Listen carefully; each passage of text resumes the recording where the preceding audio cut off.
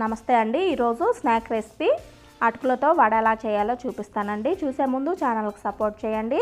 ముందుగా ఒక బౌల్ తీసుకుని 1 కప్పు అటుకులు వేసుకోండి. అటుకులు ఒకసారి కడుక్కుని నానబెట్టుకోండి.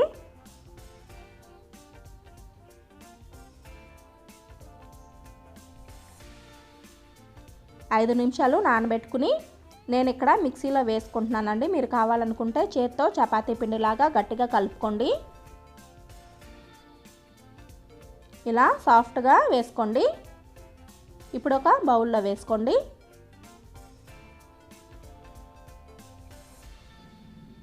టూ టేబుల్ స్పూన్స్ బియ్యం పిండి వేసుకోండి.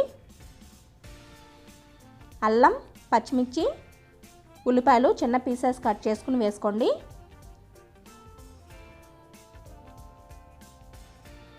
పుదీనా, కొత్తిమీర, కరివేపాకు చిన్న పీసెస్ కట్ చేసుకుని వేసుకోండి.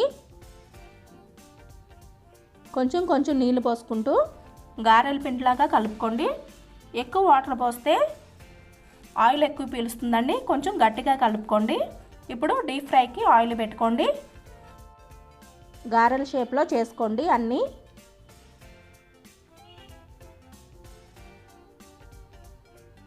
ఇలా చేసుకోండి.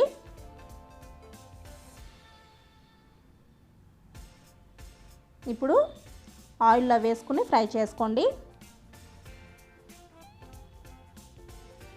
హై ఫ్లేమ్లో ఫ్రై చేసుకోండి. లో ఫ్లేమ్లో పెట్టుకుంటే లోపల గట్టిగా వస్తాయండి. హై ఫ్లేమ్లో పెట్టుకుని ఫ్రై చేసుకోండి.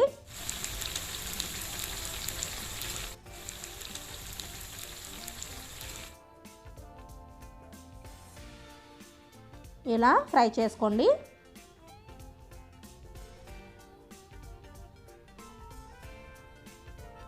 అన్నీ ఇలాగే ఫ్రై చేసుకోండి.